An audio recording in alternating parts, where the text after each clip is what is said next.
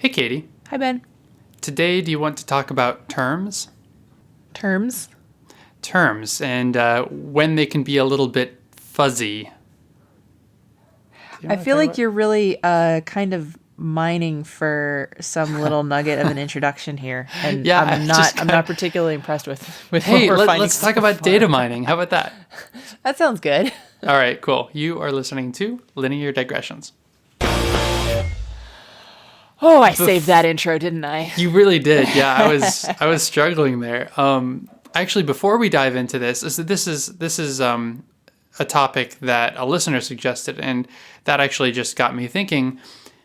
One thing I'd like to do is, if you are listening to this podcast and you left us a review on iTunes, high five. You are awesome. If you haven't, whether you like us or you hate us, go leave a review on iTunes. It made me so happy. I was just looking at the reviews a couple days ago. I think we have 32 reviews or something. Nice. Cool. Yeah, 32 people love us or hate us. It's awesome. Woo.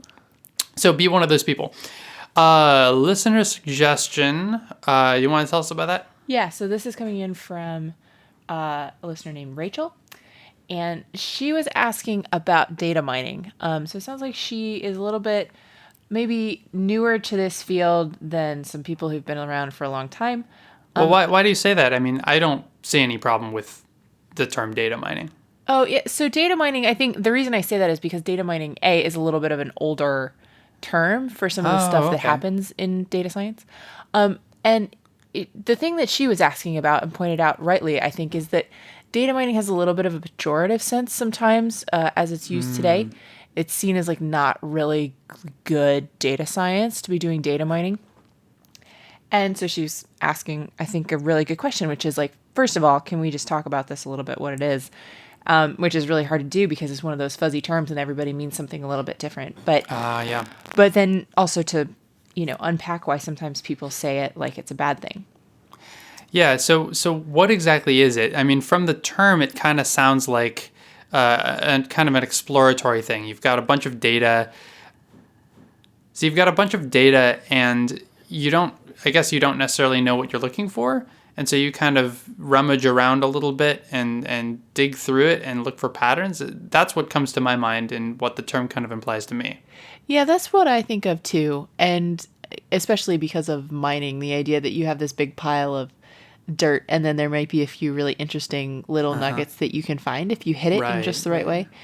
And one of the big problems that can happen with this is if you try enough things on a big data set, you're going to find interesting relationships. And it's not because there's necessarily relationships there. It's just because you can get fluctuations in the data that happen to look like, they might be predictive of something interesting, but they're really not.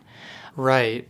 We talk so much about different methods for ensuring that what you think you're looking at is actually what you're looking at. Making sure that the signal is not necessarily noise and ways of checking data.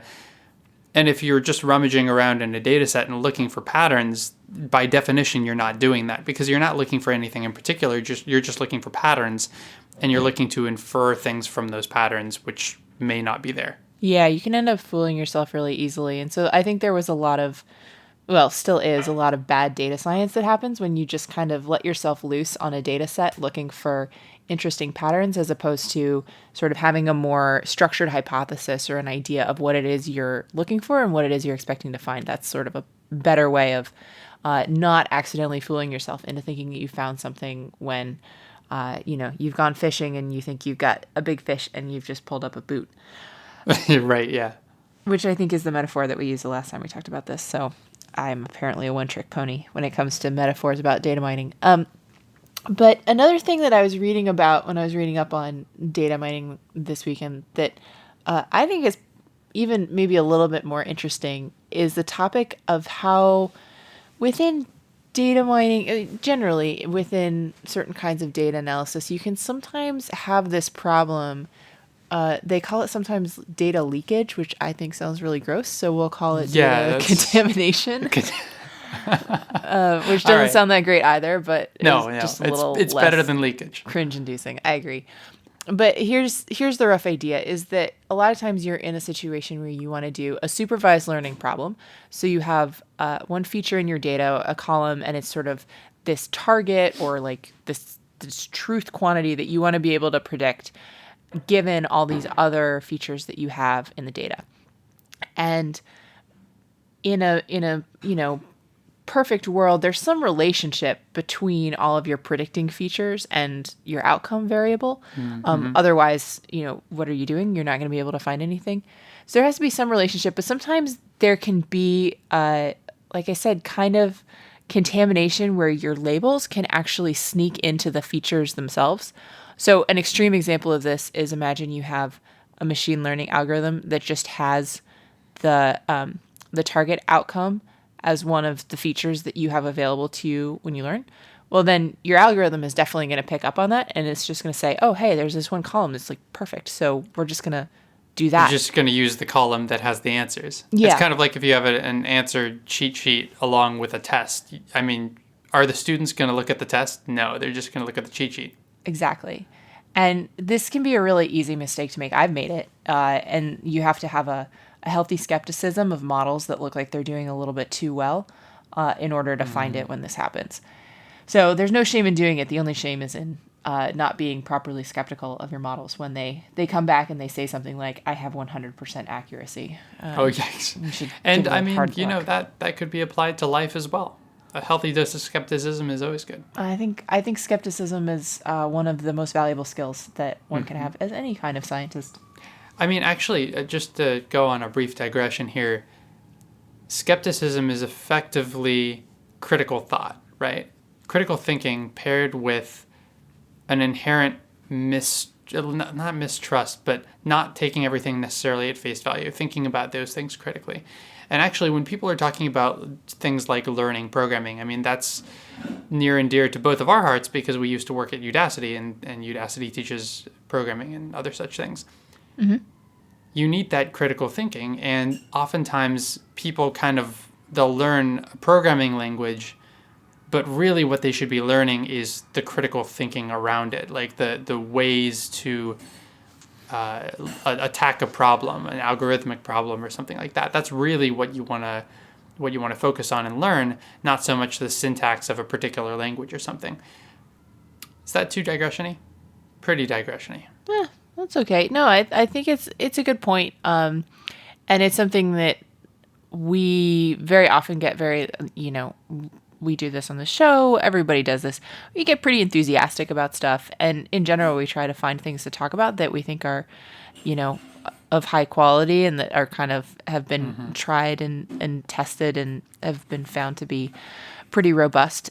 But yeah, in general, you should be thinking critically about all the things that you read. Like this came up just in the last episode or 2 episodes ago where we were talking about that one guy and he did the study of talking with people about transgender issues. And when you unpack it a little bit, you're like, oh, well, I don't okay, it's a good study. He didn't do anything wrong, but I also don't know if we should get overly excited about this because we might be just, detecting something like that he was managing to find people who were more open-minded rather than really managing to change people's minds. And so just thinking about it critically and trying to make your own evaluation of what's actually going on here.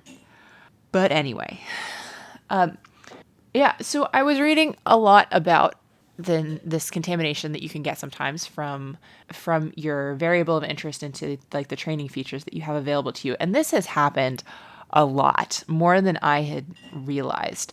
Sometimes with very high profile like competitions and things like that.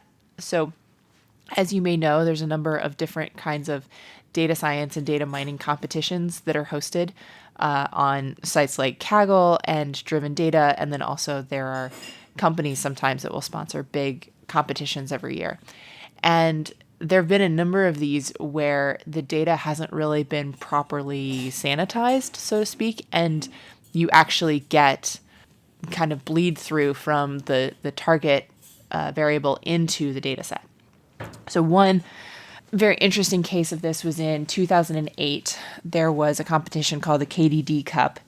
And what they were trying to do was they had a bunch of features that were relating to breast cancer patients. And then the outcome that you were supposed to be predicting was whether this person had some type of breast cancer or not. Yeah, right. And so you can imagine that you have a big table and it has sort of this index column that has a patient ID number in it, then a bunch of attributes about the patient, and then whether they have breast cancer or not. And as it turned out, there was a relationship between the data collecting process and whether people had breast cancer. Oh, and the data interesting. collecting process was reflected in the ID numbers as they were assigned. Whoa. So the algorithm didn't necessarily have an answer key of does this person have breast cancer versus this person not have breast cancer, but encoded in the patient ID, that information existed. Yeah. So maybe I mean, I don't know how they did that, but maybe they said like patients with breast cancer get this particular ID range or something. Yeah, well, so what happened was it was an agglomeration of data from several different sources, and some of the sources had much higher likelihood of having people who actually had breast cancer being referred to them wow. because they're, maybe like in a different place that this is the hospital that you get sent to if you already are exhibiting strong signs of breast cancer, whereas other doctors' offices are just getting some, a group of people that are not as enriched in people who have cancer. And so then the people who go to those hospitals then get assigned certain IDs, and then all of the IDs that are associated with that hospital, they have a certain pattern in them, or they're, sort of concurrent one after the other in the table. And then the algorithm is able to figure out based on the ID whether someone has cancer or not, which of course is like not going to be anything that's going to help you if you're trying to figure out for a new patient if they have cancer. That doesn't generalize very well. But people were very surprised. What's your ID number? Wow. That's insidious. That's really tricky because you can't, like, there's so many potential blind spots like that. Yeah. And they might be obvious once you hear about them or once you discover them, but before you discover them, they're blind spots. You don't know that they exist. And so I guess that's where that healthy dose of skepticism comes in. Yeah. So for a case like that, the thing that you should always do if you have a model that seems to be performing very well, you should always do this in general, is a lot of packages will support some way of understanding which are the most important features that your algorithm has identified. And so in a case like that, if you see that the patient ID is coming back as one of your most important features, that's a huge hint that something weird is going on. Right. And then there's another kind of contamination that can happen a lot, and I think this is also worth thinking about, which is a lot of times there's data that's time series data, which we haven't talked about time series problems so much, but it's basically data that's coming in. You can imagine sort of a streaming format of data where every time interval you get a new data point. So examples of this would be things like audio data, stock price data. That's all I can think of right now for some reason.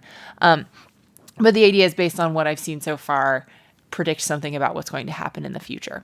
And so there was an example of this. This was in 2010. There was a competition called Informs, and it was a kind of a standard stock price prediction competition.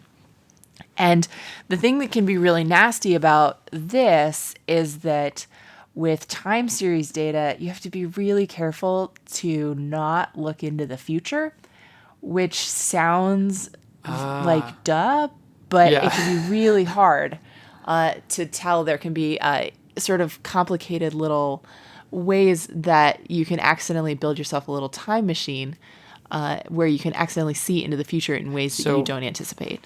So you're talking about trying to take a data set and only look at, let's say, the first half of your data over this period of time, and then trying to make a algorithm that is predictive, that can kind of predict the future, but you need to have that algorithm only look at the data from the past, not the data it's trying to predict, either directly or indirectly. Yeah, that's right. So let's say that you have stock prices for Monday, Tuesday, Wednesday, Thursday, and then the problem is, given this information, predict for me what the stock price is going to be at the end of the day on Friday. Oh, you know what? Can I make a guess? Because you've phrased it this way, every Monday has information potentially about the previous Friday. Is that So the thing that I was actually thinking about is sometimes you have, it's even more basic than that. It's like sometimes you have week level, WEEK, week Ah, level attributes that you calculate. okay. And so then if you have those attributes that contain information for the entire week, but you're Mm. nominally only supposed to know about the first 4 days of the week, then that can be a source of Oh, I contamination into see. your target feature. So in particular, in this stock price prediction thing that had this, contamination problem, there were a couple of things that were going on. Number one is that the stocks were de-identified, but they did have some information about, say, the sector that they belonged to. And so then what you could get is you could get future type information about other stocks that were in the same sector as your target stock. So let's say that you have a stock and you don't know what oil company it is, but you know it's an oil company and you're trying to predict what it's going to do on Friday based on Monday through Thursday. But you also happen to have a bunch of other oil stocks that you have the full week's information for. And you know that there was, let's say, some economic report that came out first thing on Friday morning. And Hmm. so based on what else is going on in that group of oil stocks, you can make a prediction that is a little bit peeking into the future that the price of the stock that you're interested in is going to go down because of all these other stocks that sort of all move together that are telling you that Right. it's going So down. there's kind of a hidden correlation. And I guess in this case, the correlation seems fairly obvious, but still could be easy to miss. And I'm sure in other cases, there could be correlations that are much, much more difficult to imagine. Right. And then another thing that they raise here is that sometimes with these competitions, there was a little bit of a fuzzy line between whether just only the competition data was allowed or whether there was also the option for competitors to find outside data sources and join them in as well. And you can kind of understand both sides of that. On the one hand, only having everyone using the same data set kind of keeps the playing field level in a way, and it also avoids any problems of, like, let's say in this case, like a stock being re-identified, that you could figure out actually for an unlabeled stock which stock it was, and then you can just go look it up and see what the price was at the end of the day on Mm-hmm. Friday. But a lot of times the companies that are sponsoring these competitions, the reason that they're sponsoring them is because they want to see what a whole group of people do with this problem when they are sort of doing it for the first time. They're looking for new ideas, basically, and for new sources of insight. And sometimes finding new data sets is going to give you some new insights, and they're insights that are legitimate. And so, Right. one of the things that this paper proposes as a way of avoiding, the worst of these problems, especially in the competitions, is these competitions you just have two tracks. One of which is you're only allowed to use the data that's provided for you as kind of like the starter data, and then maybe a second track where you're allowed to join in other data from outside sources, and then that way it's very clear if you see much better performance with the outside data, that might be what's actually responsible for it, and people can just be a little bit more thoughtful about what that new data might Yeah. be bringing to the table. And then the other thing that I thought that they had that was fairly interesting as a way to avoid this as a big problem is don't try to take a data set where you know the answers and then artificially try to remove those answers, because even if you think you've done a good job, it can very often be that you haven't totally removed them, or you've removed them where you thought they were, but then they've kind of migrated to somewhere else where they're even harder to find. And so what do you mean by this is instead of taking, let's say, the stocks prices from last week and say, based on Monday through Thursday, tell me about Friday, and I'm just going to ask you to kind of close your eyes and pretend you don't know anything about Friday, run a competition where we're actually today trying to predict the stock prices for tomorrow, and truly no Yeah. one actually knows. Yeah. And that's a much more honest metric, which I think was a really good point, is that at the end of the day, it's these algorithms are interesting because they give you some insights into what actually can happen in the future. So just set it up so that you're dealing with cases that actually happen in the future. So that I was how I spent my Saturday, was reading about data. We managed to avoid a whole episode without saying the term leakage. So data Oh yeah, leakage, that's I'll say it. well done. Well done. Yeah, but it's a really interesting topic, and there's all kinds of additional, like, good little case studies that you can find out there on this. And the one other thing I'll say is that Claudia Perlich is one of the data scientists who I think talks about this a lot. And she has some really, the paper that I was reading was one that she and a couple of collaborators wrote. It's called Leakage in Data Mining, Formulation, Detection, and Avoidance. And so in general, if this is something that you find interesting, she has all kinds of interesting things to say about it.